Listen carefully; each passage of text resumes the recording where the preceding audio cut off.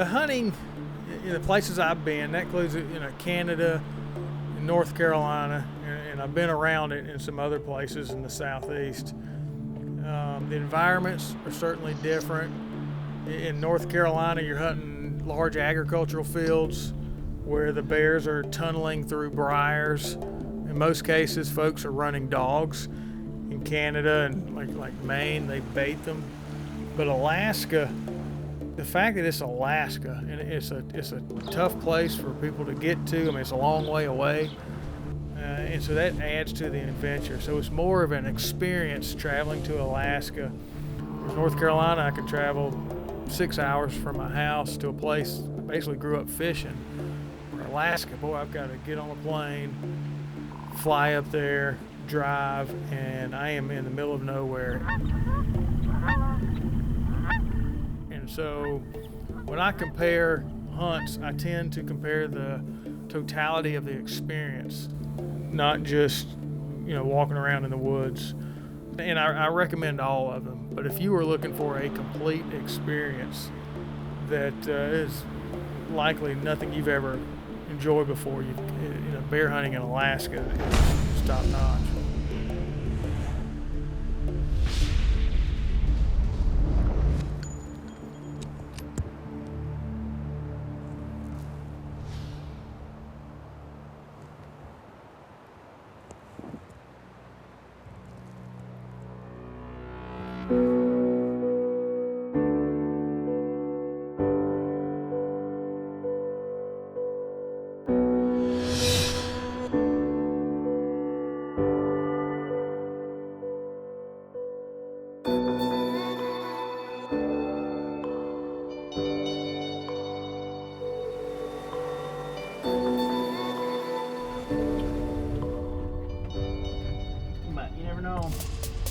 That's been the biggest black bear I've ever seen on top of that mountain.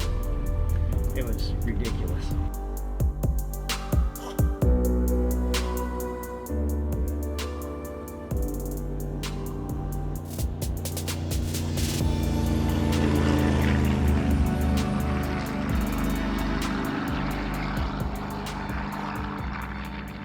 I think Valdez is one of the prettiest places in the state and has some of the best fishing and hunting. I mean, it's a great place to come visit. There can be better places for certain things, but Valdez has just got overall great things. I mean, we do everything out of Valdez. That's just where our home is and where we're based. And we have amazing mountain goat hunting, black bear, great brown bears, great fishing. So it's just a great place for us to raise a family.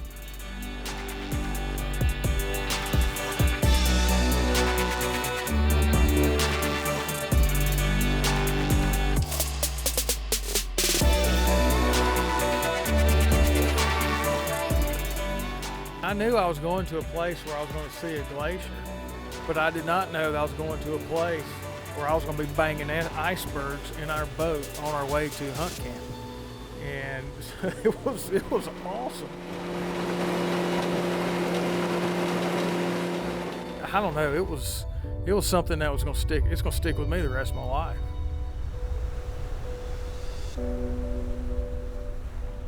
On the black bear hunts, our archers are about 20 to 30% of our guys. We had a good amount this year. We did great. We had good success on them, especially with the bait situation. You can get in there and you can watch them and you can decide which bear you want to do, have a really good shot and have a solid shot and not be rushed and worried about it. So on the bear hunts, we offer drop-off hunts and guided hunts. Our drop-off hunts are full camps that come with Arctic ovens and Zodiacs, and you go and spot and stock on your own. And then our guided hunts are 7 days on castaways, and we do a fully guided 2-on-1 hunt. We run around in skiffs. We got spot and stock or bait options depending on what you want to do.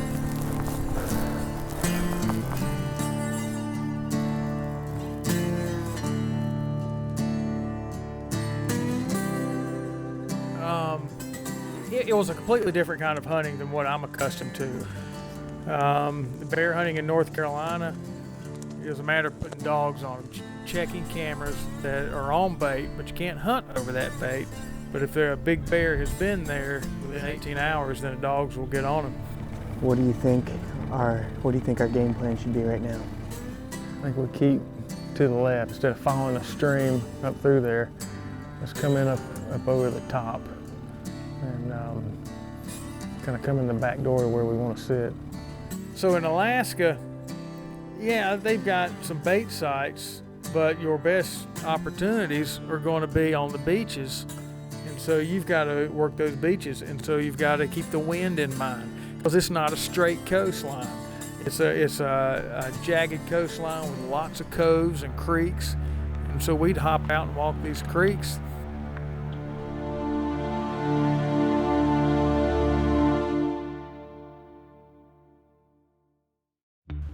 You got to really pay attention to the bears. You can't just plainly walk up to them. I mean, they're out there knowing they're being hunted, and it's a true hunt. I mean, you got to watch the wind. You got to pay attention to what you're doing. You got to still work for all your animals. We got a lot of them, but we got a lot of terrain.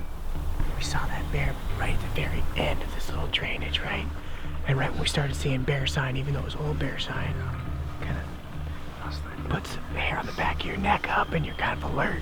It's like, this is looking real berry in here. Yeah, right. Be a good place to plop down. So it is a hunt in every sense of the word. That you've got to take the food source into consideration, and the wind in consideration, and your approach, and I mean, it was a blast. It was absolutely fantastic hunt.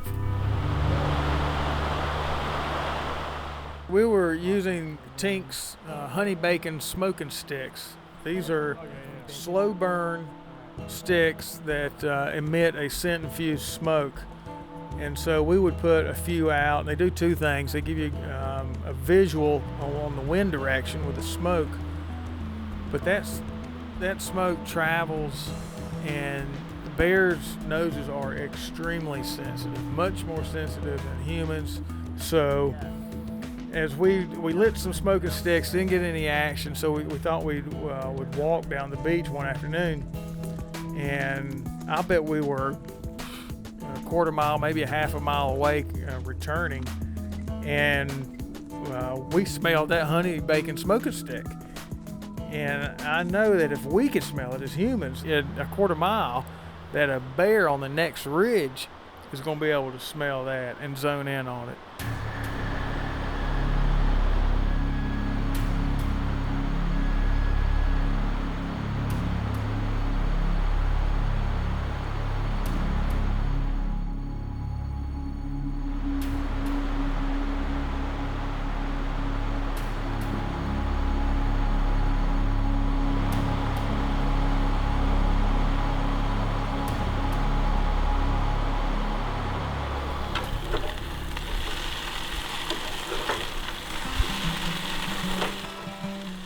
I've been involved in the outdoor industry about 10 years now. I was recruited into it for an air gun company that was trying to get air guns into the hands of big-time hunters. It's different when you're selling something that you love to do. If I can help get a product into the hands of someone and see the results and see the enjoyment on their face, and knowing that it can bring some success to their experience outdoors, it just makes it so much more worthwhile. So the Obsession Fixation 6XP is a 2-track bow, and what I like about it is that it's got an extremely solid back wall, and the valley doesn't kick in until I am almost at full draw. So I am getting the maximum amount of power from that bow, and when I'm at full draw and I'm up against that back wall, I can hold it for as long as I need. Oh yeah, she grouping, baby. Yeah. Think she on? I think she'll be all right.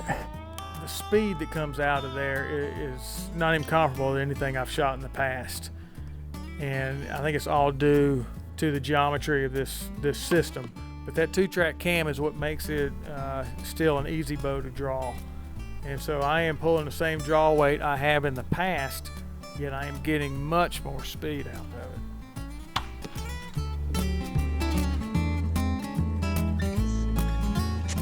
Obsession will sink an arrow.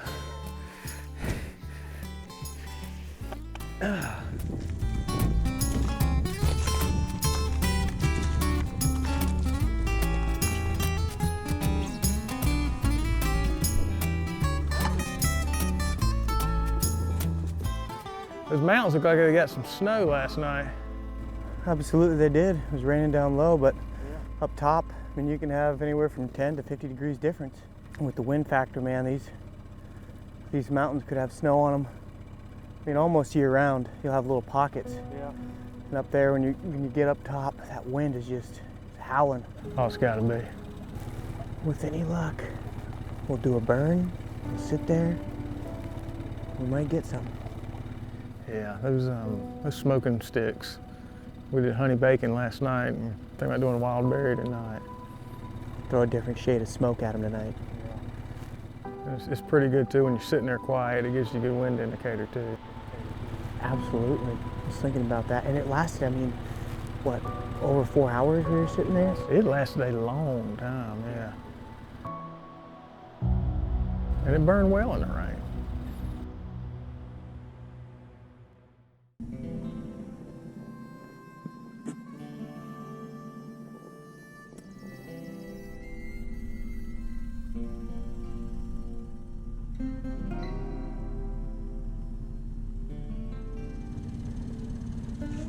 Most of the time, you know, hunting in a lot of other states, you know, it's just one of those things where, you know, when I used to go deer hunting growing up, you kind of just walked out and you went deer hunting for the day. You know, you kind of expected that you shoot one, or especially if you just didn't care what size it was, you know, you're seeing them all over the place type of thing. But it can be a challenging hunt. I mean, any hunt in Alaska can be a challenging hunt. It can be days before you even see game sometimes, and then all of a sudden you're seeing game every day, all day.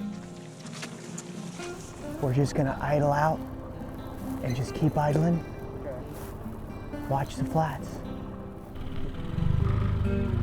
Most of our big game guys that come up are pretty experienced hunters. They've done a couple trips here and there across the lower 48, doing maybe an elk or a deer hunt, and then they're like, you know, Alaska's their next site, you know, and it's like, okay, I want to go to Alaska hunt. Everyone that grew up hunting wants to go to Alaska hunt at some point. And our black bear hunts are great, you know, relatively economic way to get up here. You know, you get up here and you have 7 days, everything's included out on the boat, and have a lot of fun. So we get a lot of guys that, you know, it might not be they haven't traveled the world to do it yet, but they've traveled and they want to come and experience something. So doing a black bear or caribou hunt in Alaska is a great way to get up here and do it.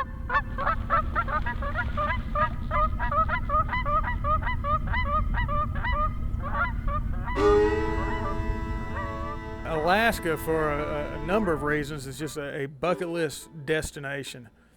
And I try to do, you know, multiple birds with a stone. So if I can hunt and go see a place that's on my bucket list, then that's what I'm going to do first.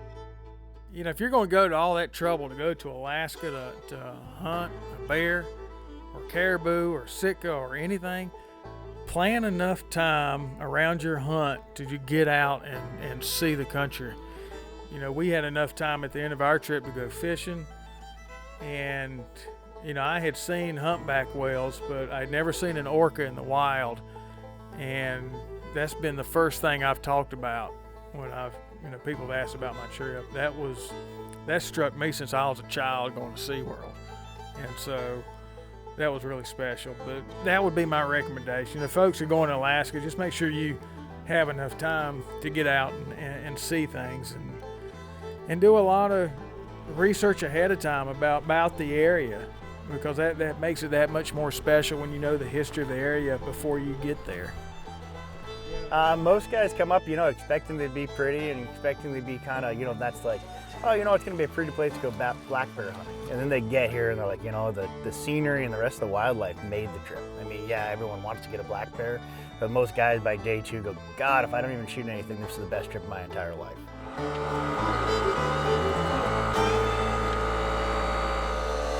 Break free, baby. I really like Tim.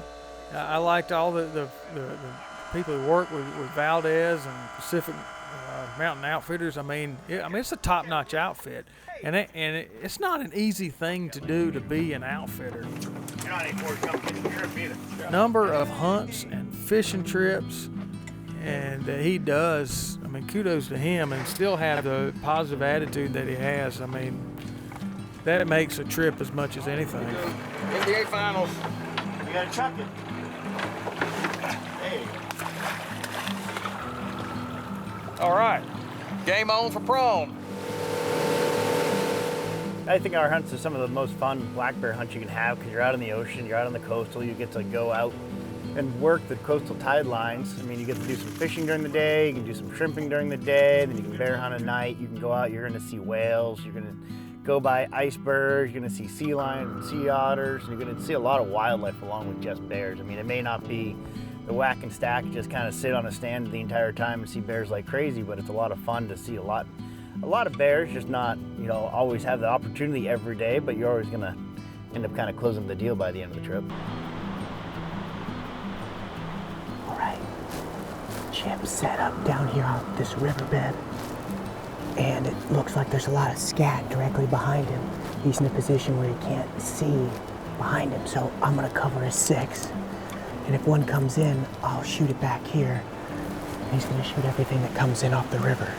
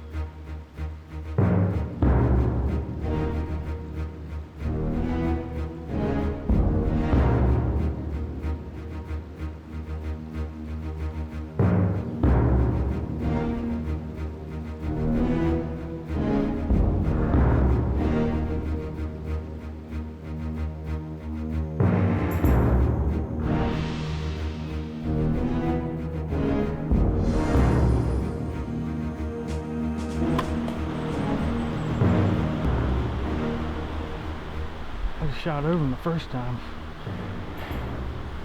He was like at 16, 17 yards, and my pin's at 30, so I just overcompensated.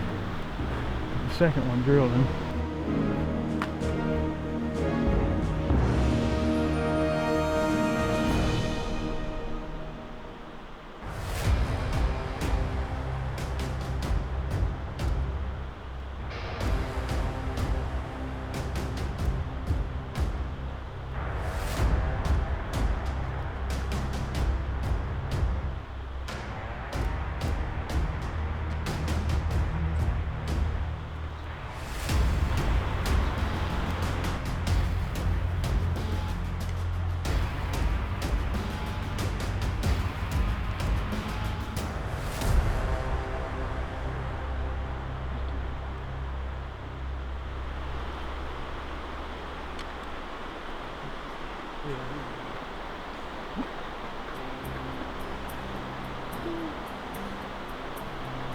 We